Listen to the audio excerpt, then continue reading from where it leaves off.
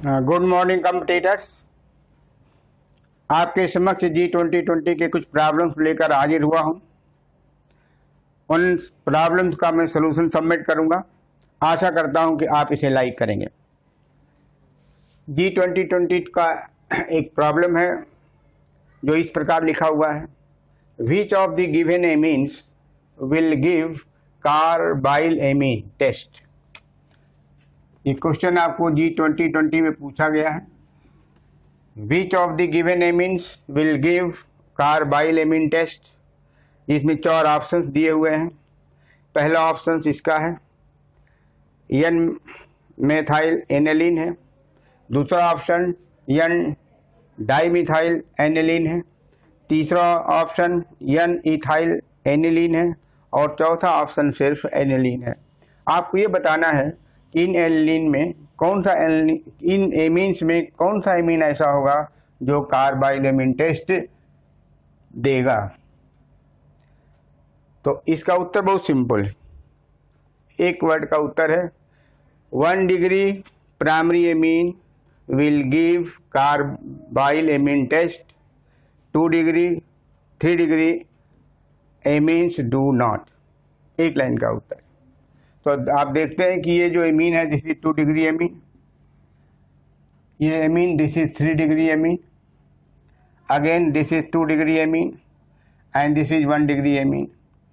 तो carbylamine test 1 degree amines देते हैं, इसलिए ऑप्शन 4 करेक्ट है। 1 डिग्री एमीन, वह 1 डिग्री एमीन या तो एलिफेटिक हो अथवा एरोमेटिक हो, दोनों ही देते हैं। इस टेस्ट में होता क्या,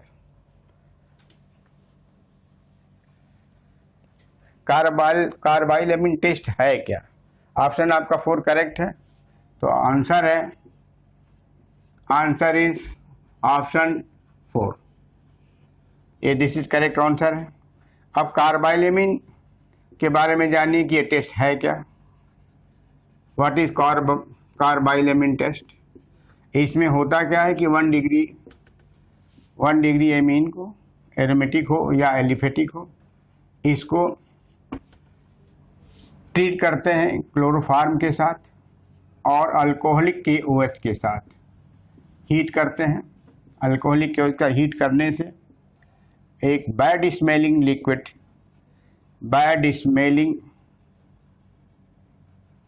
लिक्विड प्राप्त होता है और इस लिक्विड की स्मेल को देख करके ही पहचाना जाता है कि ये कार्बाइल एमीन बन गया है और एमीन का टेस्ट पॉजिटिव है।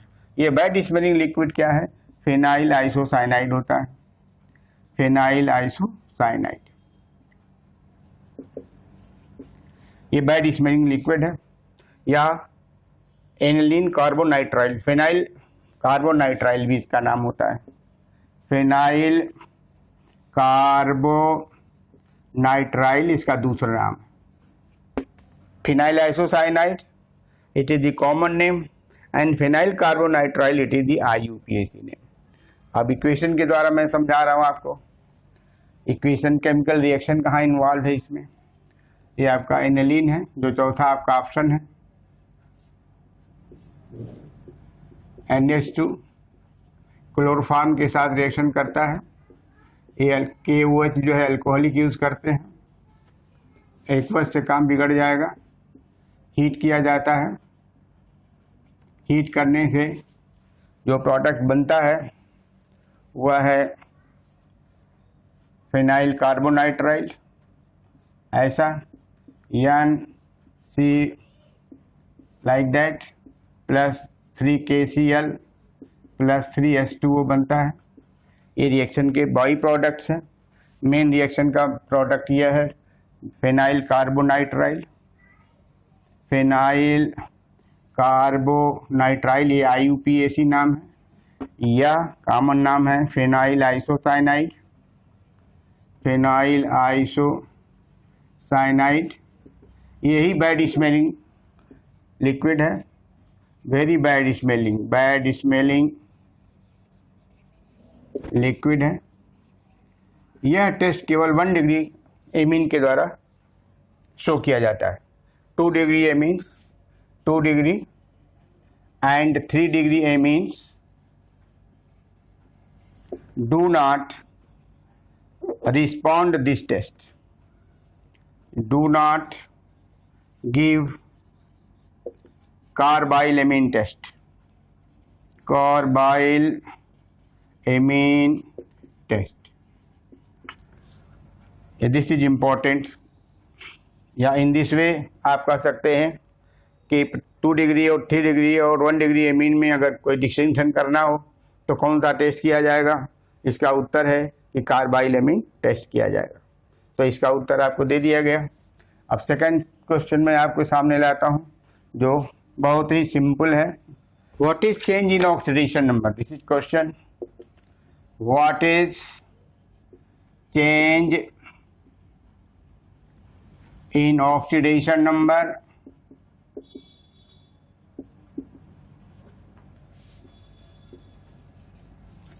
In oxidation number of carbon in following reaction. Following reaction, ये आपका सवाल है। इक्वेशन दिया हुआ है, CH4 मीथेन गैस है, ये रिएक्शन करता है 4Cl2 गैस से, प्रोडक्ट देता है CCl4, ये भी लिक्विड है, plus 4HCl hydrochloric acid gas state में। इसमें सवाल पूछा जा रहा है कि कार्बन में जो चेंज हो रहा है, कौन सा चेंज? ऑक्सीडेशन नंबर में जो चेंज हो रहा है वो क्या हो रहा है, ये पूछता है। ये कार्बन यहाँ पर है, एक कार्बन यहाँ पर है, लेफ्ट हैंड साइड में कार्बन एरो द्वारा, राइट हैंड साइड जो प्रोडक्ट साइड है उसमें कार्बन को एरो द्वारा दिखा रहा हूँ। अब आपको बताना है कि कार्बन का ऑक्सीडेशन स्टेट में क्या चेंज हो रहा है। तो आप जानते हैं कि कार्बन की इलेक्ट्रोनेगेटिविटी हाइड्रोजन से ज़्यादा है तो नेगेटिव होगा, तो 4 हाइड्रोजन है तो 4 प्लस होगा। तो यहाँ पर कार्बन का ऑक्सीडेशन स्टेट या ऑक्सीडेशन नंबर -4 होगा। यहाँ देखिए क्लोरीन इलेक्ट्रोनेगेटिव है, कार्बन के साथ जुड़ा हुआ है तो कार्बन पॉजिटिव हो जाएगा, तो इसका ऑक्सीडेशन नंबर +4 हो जाएगा क्योंकि कार्बन के साथ 4 क्लोरीन एटम जो इलेक्ट्रोनेगेटिव है जुड़ा हुआ है। तो चेंज आपको दिखाई दे रहा है। ये कार्बन कहाँ कैसा चेंज हो रहा है? Carbon changes in oxidation state in oxidation number कहाँ से कहाँ जा रहा है? From -4 to +4. This is answer of the question. Carbon changes in oxidation number from -4 to +4. ये जो आपको ऑप्शन दिया हुआ है इसमें जो ऑब्जेक्टिव सवाल आया है उसमें option second is correct. Out of 4 options the second option is correct. The second option out of 4 options, out of 4 options,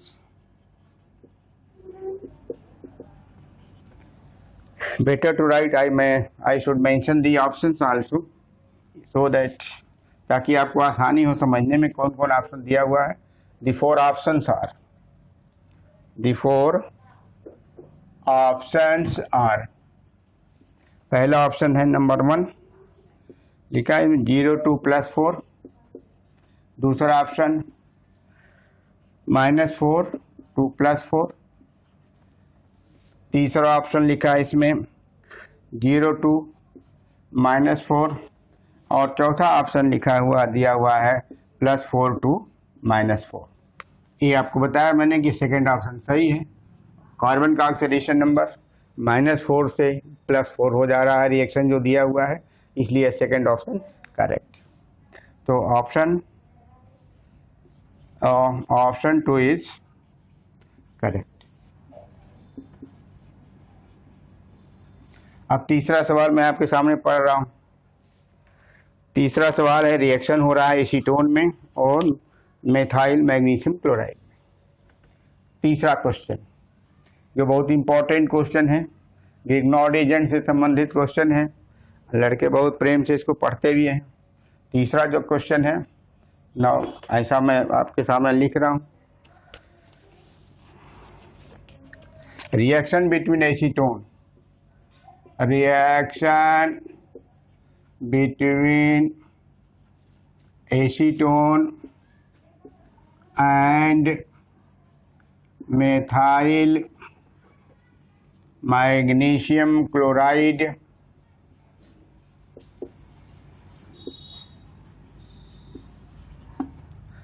followed by hydrolysis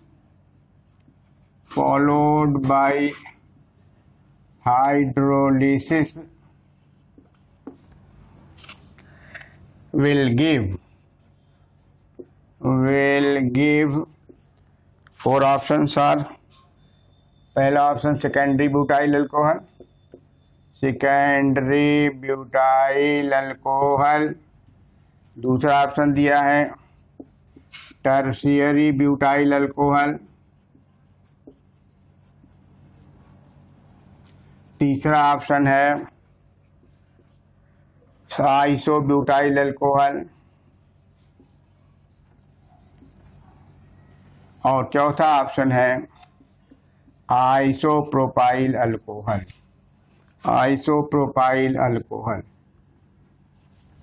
ये चार ऑप्शंस दिए हुए हैं। इसमें तो कौन सा ऑप्शन करेक्ट है?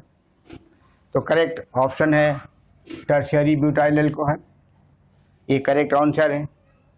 अब क्यों जो करेक्ट आंसर है, correct answer is option number 2। अब क्यों tertiary butyl alcohol correct answer है, ये जानने के लिए रिएक्शन लिखना पड़ेगा।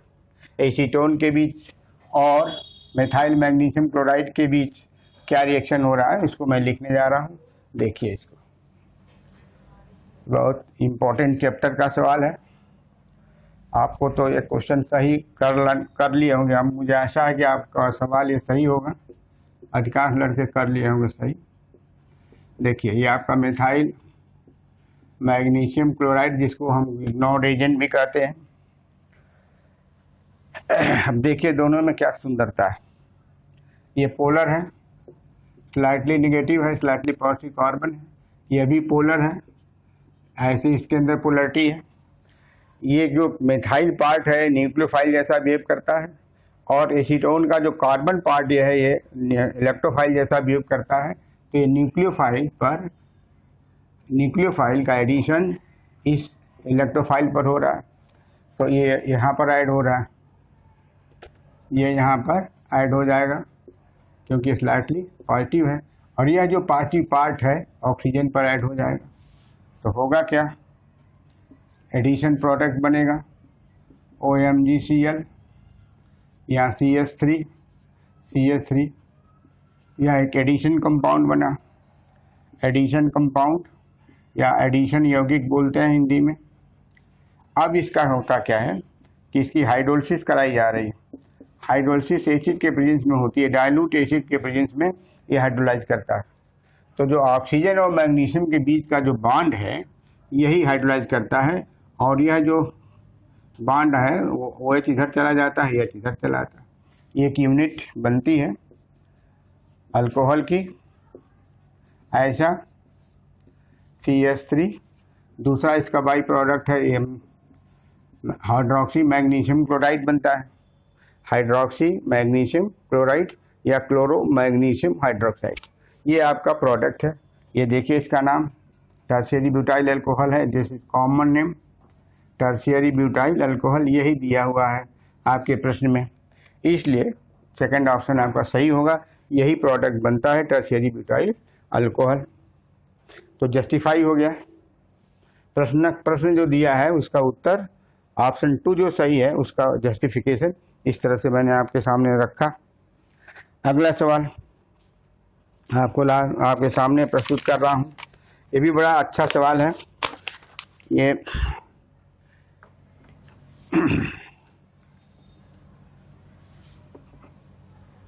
टॉल्यूइन का है, साइड चेन हैलोजिनेशन हो रहा है। सवाल इस प्रकार है, लिख देता हूं। Identify compound X, identify compound X, it is X in following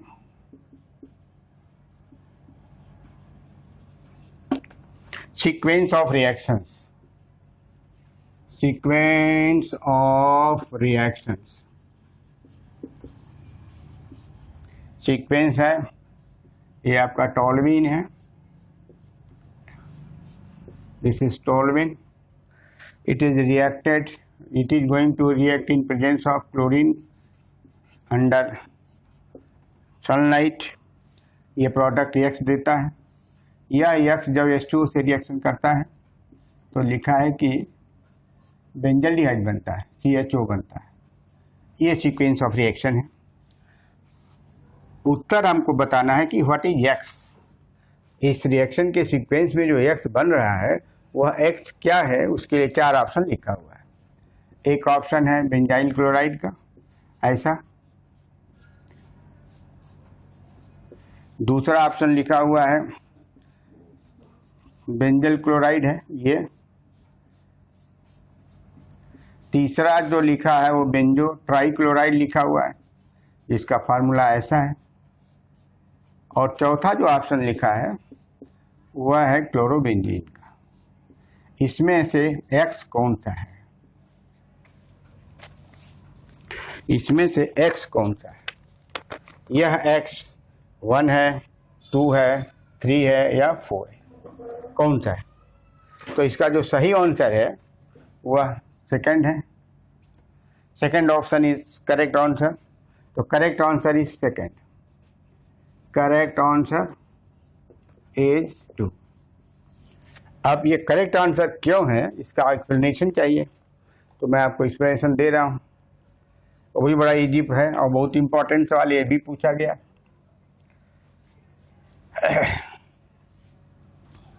आप टॉल्यूइन के बारे में जानते भी हैं. टॉल्यूइन में CH3 साइड चेन में है, उसका कार्बन जो है बेंजाइलिक कार्बन है, हाइड्रोजन जो है बेंजाइलिक हाइड्रोजन है. देखिए सोल्यूशन क्या है इसका. ये आपका टॉल्यूइन है. टॉल्यूइन के अंदर ये जो C है और ये H है. ये जो कार्बन है, this carbon, this is benzylic carbon.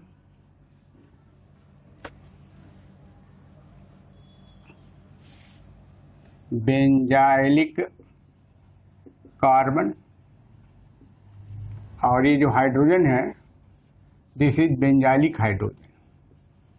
Benzylic hydrogen. Sunlight के प्रेजेंस में, HNO के प्रेजेंस में, इसमें फ्री रेडिकल सब्स्टिट्यूशन होता है. In presence of heat energy और solar energy, in presence of HNO, side chain substitution takes place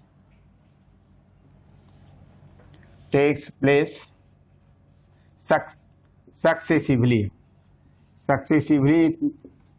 meaning continuously, one by one, takes place successively, producing a halo product, a halogen containing benzene, producing a halogen containing benzene. In general मैंने लिख दिया. Benzene बनता है, उसमें halogen रहता है, इसलिए कहते हैं कि प्रोड्यूसिंग ए हैलोजन कंटेनिंग बेंजीन. उसमें 4 ऑप्शंस भी लिखे हुए हैं. यहाँ का जो फ्री रेडिकल सब्स्टिट्यूशन हो रहा है यह फ्री रेडिकल मैकेनिज्म से हो रहा है. इसकी बताने की कोई ज़रूरत नहीं है. हम आपको वही बताएंगे जो आपके काम का हुआ. देखिए आप सिंपली लिखते चलें या देखते चलें. ये CH3 है, लिख भी लें तो बेटर होगा. ये Cl2 है, सनलाइट है, फ्री रेडिकल जनरेट होता है क्लोरीन का. इसके अंदर फ्री रेडिकल प्रोड्यूस करके पहला ये बनाता है. पहला जो प्रोडक्ट है वो बेंजाइल क्लोराइड बनाता है, CH2Cl. फर्दर फिर इसका रिएक्शन होता है, क्योंकि ये चेन रिएक्शन है इसलिए CH Cl2 है, ये बनता है. अब यहीं से मोड़ आता है. किताब में यहीं से मोड़ है कि X को रिएक्शन करा करके जो प्रोडक्ट बनता है H2O से कराने के बाद जो प्रोडक्ट बनता है वो प्रोडक्ट बेंजल्डिहाइड है, आगे नहीं जा रहा है, क्योंकि आगे जाने पर बेंजोल ट्राइक्लोराइड फाइनल प्रोडक्ट बनता है, उधर नहीं जा रहा है। तो ये जो X है वो यही है, बेंजाइल क्लोराइड है। अब ये बेंजाइल क्लोराइड वाटर से रिएक्शन करके क्यों बेंजल्डिहाइड देता है, ये आपको इंपॉर्टेंट सवाल है। तो इसमें होता क्या है कि वाटर से जब रिएक्शन होता है, इस पर देखिए ये CH2Cl2 जब वाटर से रिएक्शन होता है तो इसकी हाइड्रोलिसिस हो जाती है। हाइड्रोलिसिस H2O 2H2O यूज होता है, हाइड्रोलिसिस होने से CHOH होता है यहाँ पर, और यहाँ पर CHOH होता है, डाई हाइड्रोक्सी कंपाउंड बनता है। और आप जानते हैं कि जब एक कार्बन एटम से 2 OH ग्रुप जुड़ा होता है तो ऐसा कंपाउंड जो अनस्टेबल होता है, ये आपको पता भी है, ये अनस्टेबल है। इसमें से तुरंत वाटर निकलेगा, H2O होगा, तो यहाँ से H निकाल दीजिए, यहाँ से H निकाल दीजिए, ये हाइड्रोक्साइड आयन यहाँ से चला जाएगा और वाटर H+ यहाँ से आएगा, H2O निकल जाएगा, तो जनरेट हो जाएगा बेंजल्डिहाइड। तो option second, this is the benzyl chloride, it is the correct option, benzyl chloride. यह इससे भी डायरेक्ट अगर वाटर से रिएक्शन करें तो बेंजल्डिहाइड नहीं बनेगा, क्योंकि तब बेंजाइल अल्कोहल बन जाएगा। इसलिए आपका करेक्ट X जो है, this is X, this is X। तो इस प्रॉब्लम का भी सोल्यूशन हो गया। अब एक और छोटा सा प्रॉब्लम है, प्रोटॉन और न्यूट्रॉन से संबंधित है, छोटा सा देख लीजिए। तो बहुत सिंपल सवाल है, लेकिन वह ल्यूटेशियम से पूछा है, इसलिए थोड़ा सा डरने की जरूरत भी नहीं है। नाम लंबा है, एटॉमिक नंबर बड़ा है, लेकिन काम वही है जो कि छोटे छोटे एलिमेंट के साथ होता है। वो क्वेश्चन लिख भी दे रहा हूँ। क्वेश्चन है, the number of protons, the number of protons, neutrons and electrons in, ये लिखा हुआ है LU, ऊपर लिखा है 175, नीचे लिखा है 71, ल्यूटेशियम है, रिस्पेक्टिवली यहाँ लिखा हुआ है, रिस्पेक्टिवली। यही आपका सवाल है, 4 ऑप्शंस दिए हुए हैं, इन चारों ऑप्शंस को लिख नहीं रहा हूँ, मैं आपको करेक्ट आंसर बता देता हूँ कितना न्यूट्रॉन होगा। आप जानते हैं कि ये ल्यूटेशियम है, 175 सुविधा के लिए यहाँ लिख दिया, 71 यहाँ लिख दिया। तो यह जो संख्या है रिप्रेजेंट करता है मास को, एटॉमिक मास या मास नंबर बोलते हैं इसको, और यह जो रिप्रेजेंट करता है 71, यह एटॉमिक नंबर को रिप्रेजेंट करता है, एटॉमिक नंबर है। तो आपको पता है कि एटॉमिक नंबर जितना होता है उतने नंबर ऑफ प्रोटॉन होता है। तो नंबर ऑफ प्रोटॉन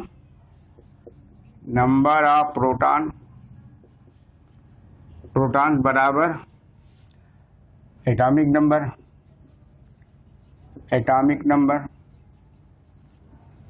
तो नंबर ऑफ प्रोटॉन कितना हो जाएगा, एटॉमिक नंबर 71 है, इसलिए नंबर ऑफ प्रोटॉन 71 हो जाएगा, नंबर ऑफ प्रोटॉन्स 71 होगा। दूसरा सवाल कहता है कि न्यूट्रॉन्स क्या है, न्यूट्रॉन्स, एक ऑप्शन ये तो सही निकल गया। अब न्यूट्रॉन्स का देखिए, नंबर ऑफ न्यूट्रॉन्स कितने, तो number of neutrons, number of neutrons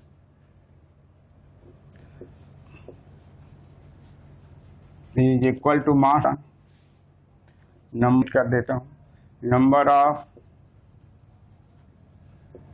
neutrons बराबर mass number minus number of proton, mass number is 175 minus 71 बराबर 104। So this is number of neutrons is equal to 104. Proton is 71, neutrons number 104, and number of electrons is equal to number of protons. Number of electrons बराबर number of protons, you are equal to atomic number, both are the same. So number of proton is 71, so electrons will be 71. So number of electrons is 71. So according to question, the answer is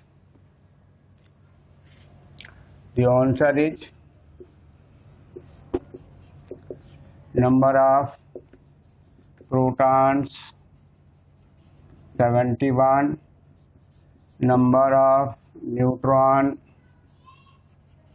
equal to 104, and number of electrons is equal to 71. So this is your answer according to question respectively. आप उसमें option देख सकते हैं, जो option मेरे पास नहीं है, जो ऑप्शन होगा, जिस ऑप्शन में ये दिया होगा प्रोटॉन की संख्या 71, न्यूट्रॉन की संख्या 104, इलेक्ट्रॉन की संख्या 71, वह ऑप्शन करेक्ट होगा। संयोग से वो ऑप्शन मेरे पास है नहीं, प्रॉब्लम केवल है, ऑप्शन मेरे पास है नहीं। तो आज तो this is sufficient for today. फिर मैं नेक्स्ट वीडियो बनाऊंगा और क्वेश्चन मैं कवर करूंगा। तब तक आप इसे पढ़िएगा, ये बड़ा यूजफुल होगा, और अगले वीडियो में और आप क्वेश्चन मैं आपके सामने लेकर आऊँगा। Thank you very much.